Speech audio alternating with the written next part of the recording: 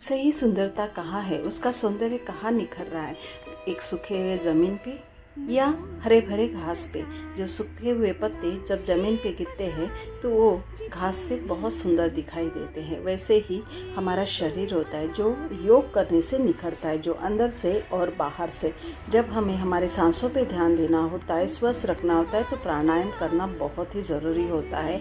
और शरीर को स्वस्थ रखना है, शरीर के हर एक पार्ट को स्वस्थ रखना है, तो आसन को करना बहुत ही ज़रूरी होता है।